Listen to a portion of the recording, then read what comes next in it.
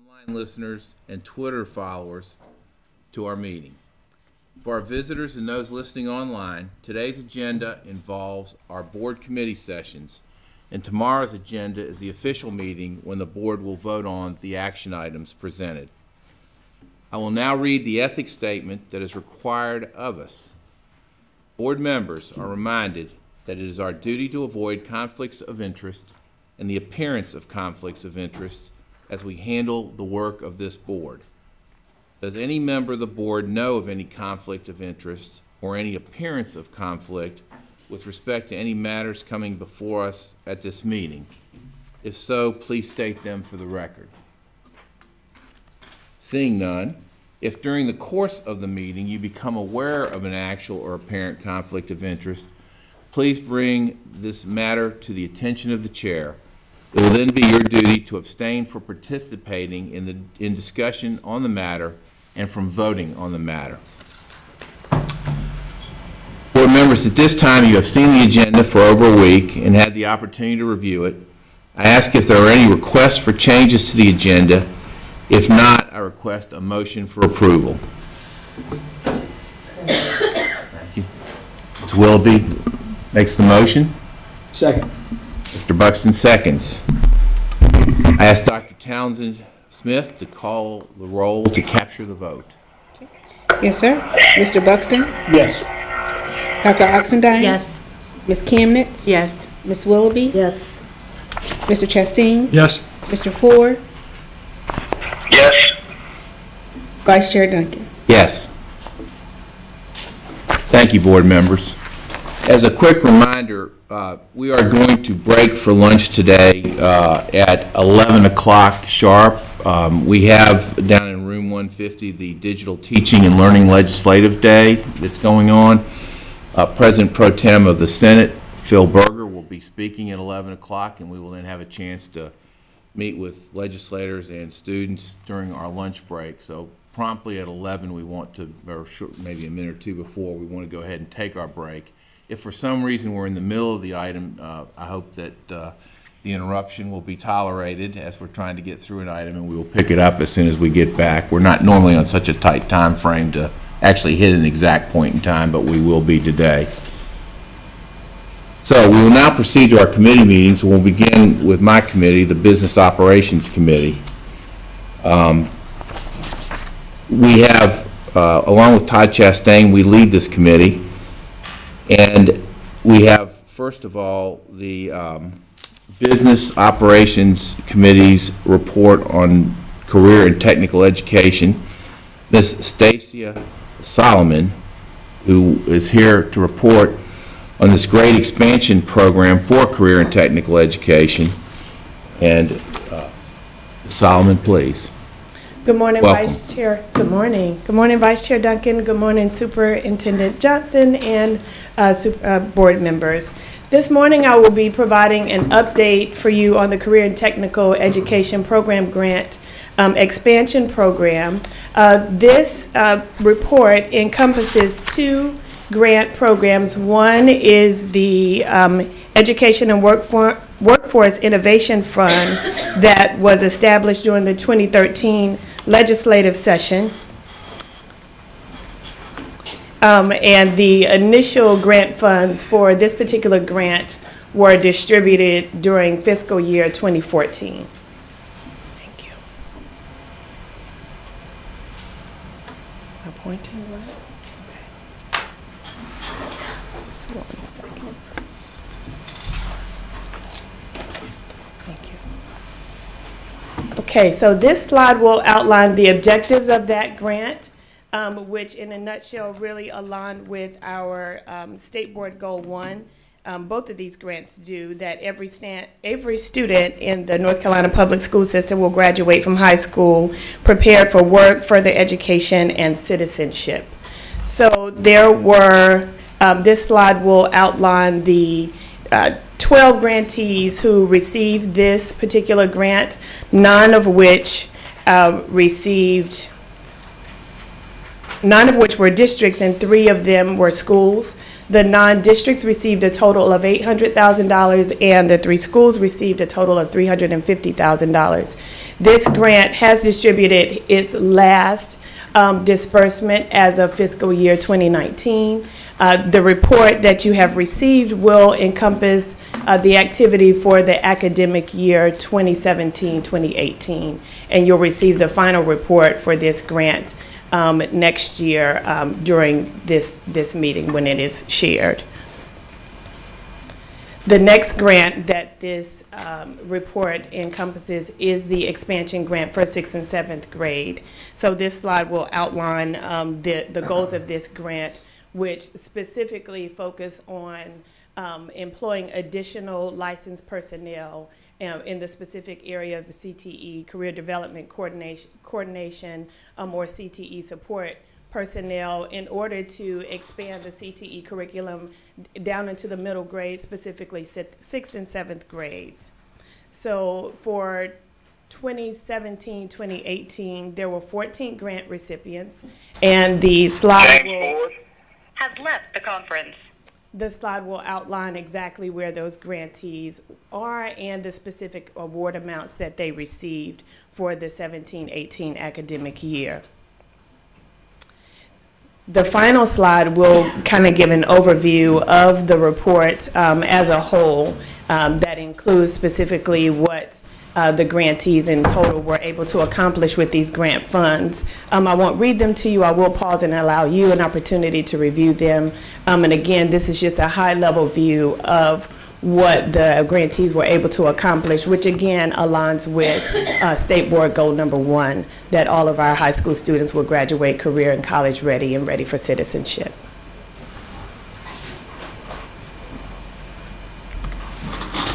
All right, thank you. Any questions? Yeah, are there questions or comments? Chairman, Yes, one question, and I ask this because it relates to some Perkins work we're going to do a little later on and the broader CT work. Thanks for all the information on the activities and intended expenditures. On the front end, especially since commerce is a part of this, is there any work on employer data about the kind of skills, jobs, careers that they're working to build in the backyards of these districts that's defining why they're focusing on whatever they're choosing to spend their money? So I just want to specify your question. Are you speaking specifically in terms of the legislation that was created for this or in the grant requirements? So when Beaufort, I think, was the first one I saw up there, Okay. or the other ones even with the expansion into 6th and 7th grade, Mm-hmm. is there front-end expectation that they're working with the employer community or economic development to say, these are the areas we're trying to build skills? Yes, Okay. absolutely. And what's that process? Just So with the first grant, there was definitely a requirement that the grantees partnered with industry in order to facilitate that grant and to get the results that they were aiming to accomplish within the grant. So that was definitely a requirement. The second grant is more focused on professional development, so it's specifically focused on positions. So while that is an underlying goal, it was not as explicitly stated as a requirement because those funds are specifically for positions. okay, thank you. Thank you. Anyone else? All right, this report is due April 30th to General Assembly, and so what we would intend to do is to treat this as an action item for first reading. And thank you very much for taking us through the report, and thank you for the work that's being done in this area. It's very important for our students. Thank you very much for the work that you and your colleagues are doing. The next item on the BizOp list is our executed contracts report and planned contracts report. Are there any questions or comments about any of those items? Ms. Willoughby? Yes, I saw, and this may be for the superintendent to give us a little more information. I saw there was an expansion of I guess it was about $12 million more for Wolfpack Works, which, in our reading discussion last month, I don't think we heard anything about this, but this announcement was made. And I'm just wondering about the timing of this contract and the expansion. And, you know, when we talked in March, we had a pretty extensive discussion about what we were going to do around reading and the framework that Mr. Buxton brought to the board.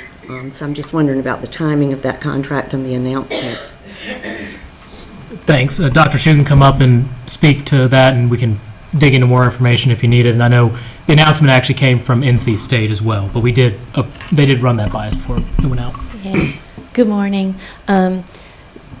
We actually met with NC State and talked to them about continuing the work, and it was actually 3 one-year task orders. So it wasn't a grant, it was, you know what I mean, it was 3 one-year task orders. So every year we can look at what is going on, what the outcomes are, and how we can make changes, or what we need to do if we need to continue to roll those task orders forward. So we wanted to make sure we continued the project, and it was also, we have a lot of coaches that have been trained on this model, and they needed to know that this project would be rolling forward to be able to hold on to these people that have been trained so well to continue to roll out the project. Does that help? Because I know what the announcement said, a grant, and it wasn't. It was 3 one-year task orders. If that helps a little bit, I don't know. Yes, my question was really just about the timing of this, and we had a lot of discussion at the board table in March, and I believe the press release I saw came out the Monday after the board meeting, so the timing, I just wondered, it just seemed unusual to me that this didn't come up as a discussion, that there would be $12 million more going into Wolfpack Works when that had been part of our conversation. So I think I would appreciate a little heads up sometimes when something like that, I mean, that had to be in the works during that discussion at the board meeting, I assume.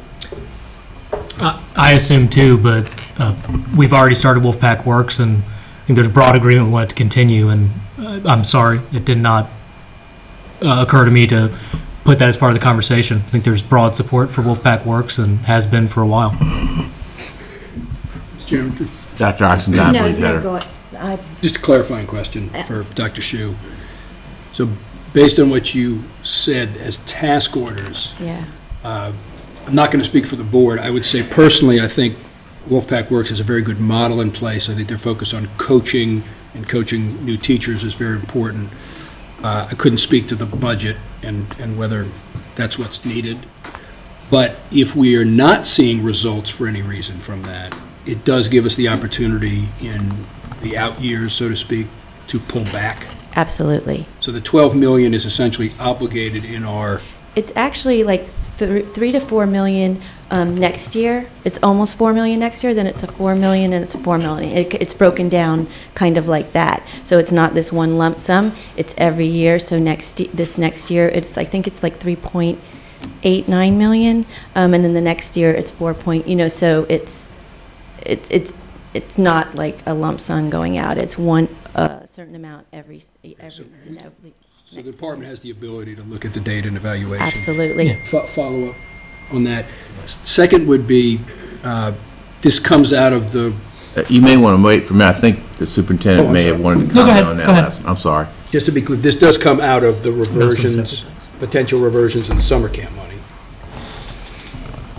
That's part of it. It's part of the Read to Achieve. Yeah. Right, and the flexibility we have in the allotment. Yes, exactly. Right, to do this. So if there were consistent with the framework, Mr. Follow-up, Mr. Chairman? You may. If there was additional resources not expended, and given other universities which might embrace the same model in different regions of the state where we also, like in the East, are struggling. I mean, we're kind of struggling everywhere, but when we're struggling with reading achievement, especially with young teachers, this would be an option to go beyond our one partner right now. Absolutely, yes, and that's the conversations that we've had with them. As we see the results of this, and if the results are as positive as we're hoping them to be, then as we roll this forward, that they partner with other universities to help support this and build this across the state in the areas that are most needed. And even potentially beyond just first and second Yes. year teachers. Yes, and yep, following them, through those 3-4 years of the K through third grade because of what we oversee. Yep. Dr. Oxendine. Thank you, Mr. Duncan, and thank you, Dr. Shue. I don't want to give this item a life of its own, but I do want to just ask the question and emphasize a point as part of the question. I'm going to get in the classroom for a minute, if you will allow me to get into the classroom.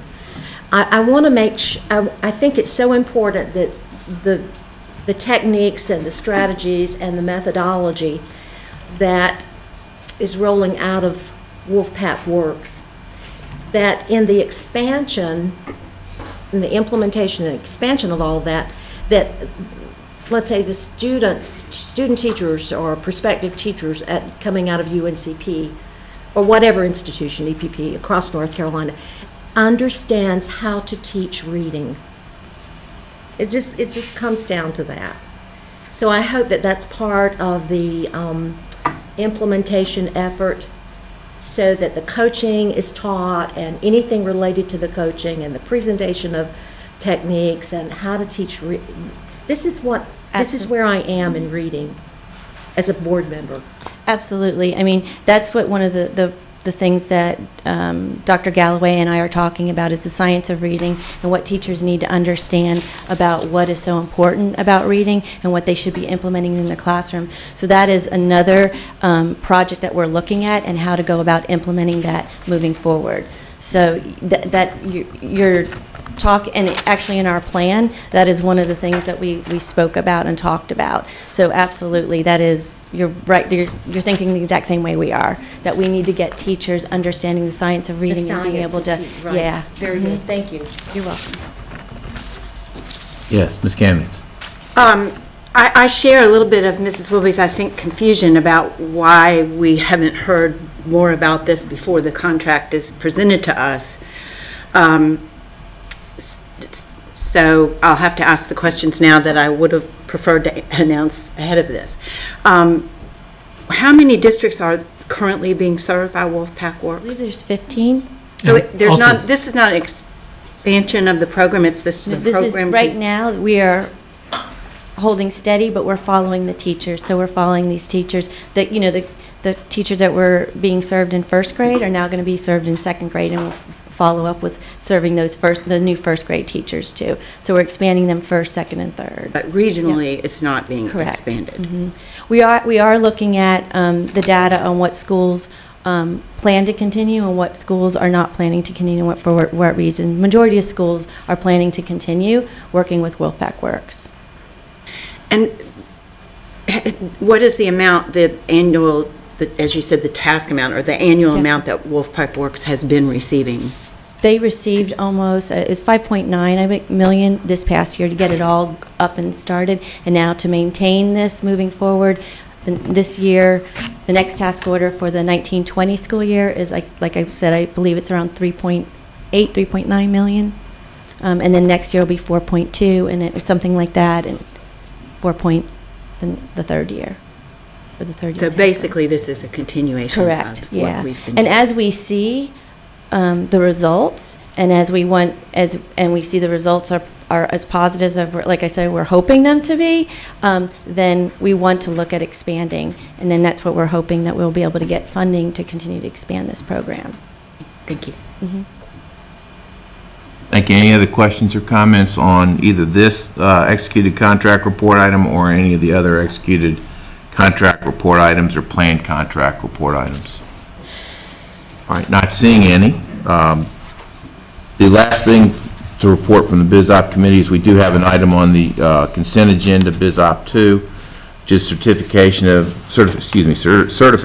NC LEA finance officers. This is a fairly regular item on our consent agenda, and we do have one for approval this month. So that would conclude our report and bring us now to the would recognize Ms. Kamnitz as the new Vice Chair of the Education, Innovation, and Charter Schools Committee to begin the EICS report. Thank you, Mr. Duncan.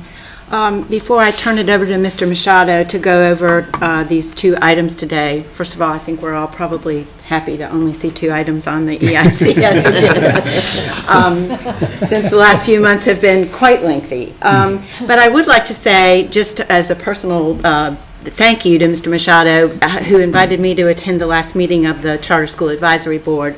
And I'd just like to say that I was very impressed with the with a very long, complex agenda that they had and how carefully they considered the issues in front of them and putting students first in their decisions. And, you know, in the second timeline item that Mr. Machado is going to present to us, I think you can see from the timeline that the volume of work that this group handles is huge.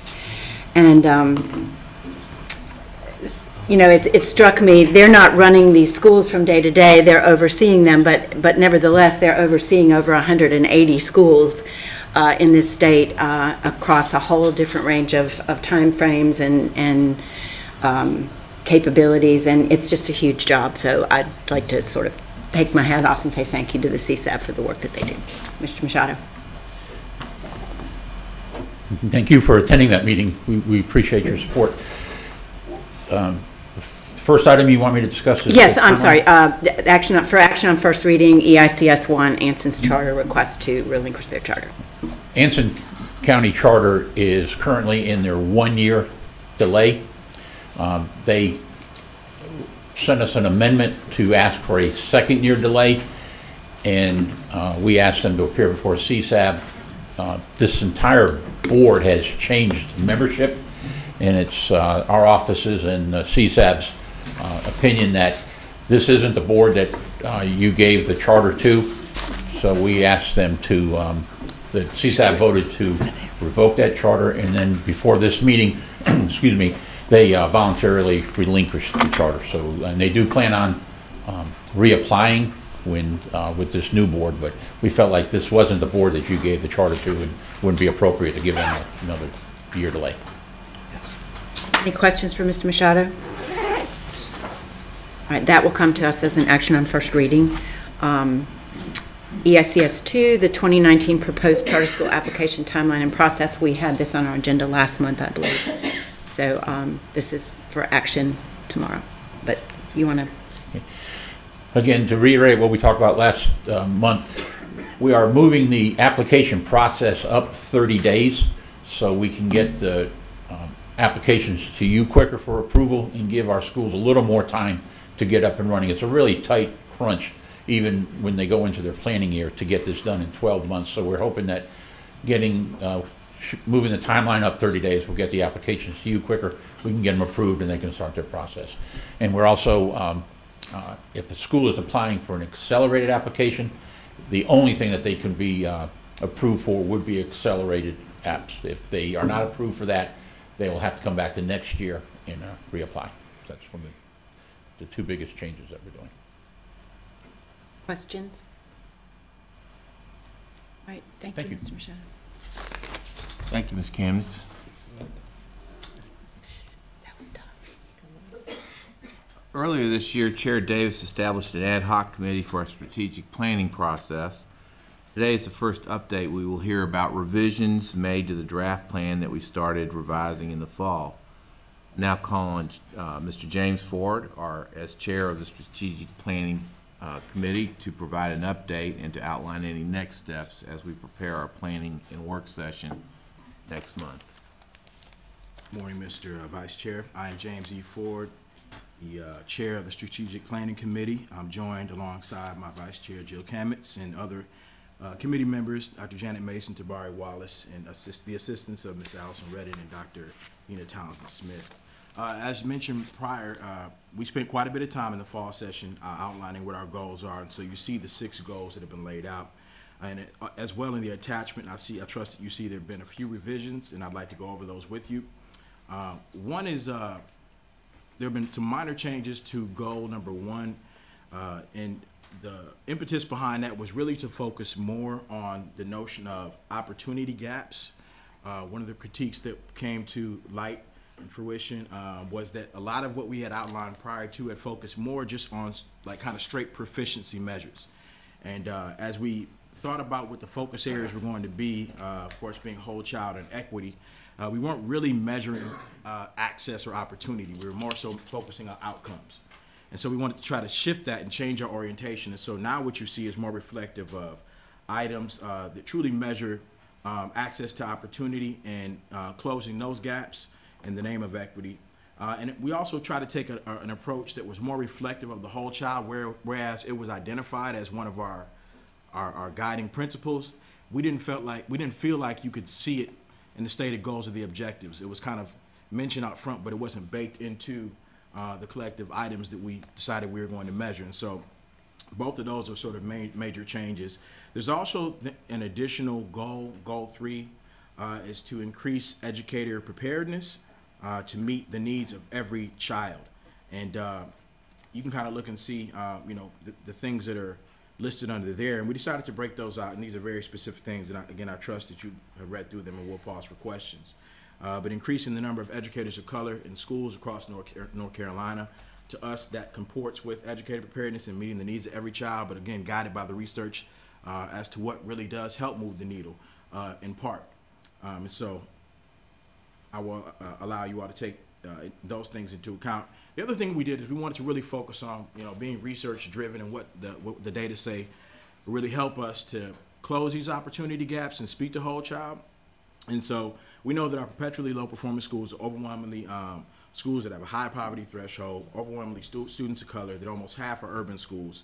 And so we talked about, of course, the nature or the need of disaggregating data to ensure that gaps narrow over time, kind of under the belief that what gets measured gets fixed. And if we're not looking at those things explicitly, it stands to reason that we won't experience any closure over time. Also, some of the specific barriers to increasing teacher turnaround, if you will, or turning around perpetually low performing schools and improving them, are things such as teacher turnover, chronic absenteeism, things that destabilize the environment and don't make for efforts to have any sustaining or lasting impact. And also, so with that in mind, we kind of took this orientation around eliminating opportunity gaps to frankly cover up what we consider to be some of the blind spots in the ESSA plan, right? So the ESSA plan, although it has a lot of highlights, it does focus a lot still on test taking and proficiency. We wanted to look at some things that spoke more to the nature and to the climate of the school, and if that was really conducive for students really being able to perform at the highest level. And then, again, using data that talked about educator preparedness, since at the end of the day, that's really looking upstream and the root cause of the problem. So our upcoming work is going to be about, assuming that this, there aren't too many comments that cause us to go back to the drawing board, any questions, would be to finalize a stakeholder engagement process and materials. We want to be very, very intentional about really creating a specific plan that gets feedback to make sure that folks who normally aren't at the table, who usually are on the receiving end of decisions, are able to inform this process. And we have a framework, an equity lens, a document that we've taken as kind of a crosswalk of different organizations that engage in social service work that helps us to ask questions about who's at the table, who is not, who may be directly impacted, who does not have say. And so we intend on constructing a plan that takes those questions into account. And then lastly, for the spring planning session, we want to look at the local and broader level as well. Local example would be bringing in experts. And so our hope is to reach out. We've actually reached out to Wake County Public School System and their Equity Affairs Office because we know that the work that they've been engaged in for the past 3 or 4 years, I think, speaks very well to what systemic change might look like. They may be able to speak to what other districts do at a local level to help enact equity. But then also we've reached out to other state departments who have engaged in equity work as well to see if there'd be interest in them coming and speaking as part of an issue session. And so we'll also be having Kim Johnson from the Maryland Department of Education coming and speaking about their equity efforts as well in our spring planning session. So as it stands right now, we're still on track to be done by June 30th. And I guess I'll pause at this moment in time for any feedback or questions about the changes or revisions. A quick question. Sure. Going back to the point, Mr. Ford, about a shift in thinking, a shift toward the opportunity gap. Has your committee given any consideration to a metric for determining how to close the opportunity gap? A metric to close or a metric To to? determine if, is it going away? Is it shrinking? Yeah. So I think that at this point with the objective writing, we're clear that each of our objectives have to be measurable and that there will have to be a metric to determine whether or not we're hitting what our intended stated goal is. Mm-hmm. But at this juncture, we have not yet gotten to that point. But we're not at, we're certainly making sure that whatever we're stating as our desired outcome is something that is measurable, that can be valid. Mm-hmm. But that's a little further down the line. What I'm thinking of seems like Leandro, and I know there's something going on around Leandro through the commission. That would be a mighty lever to me for responding to an opportunity gap. Is that correct? Yeah, I would have to agree. It seems like we're still working through that, trying to figure out what that means and looks like, so hard to disagree with. Mm-hmm. Looking forward to more. If there are no other questions, then that concludes our report. All right, very good.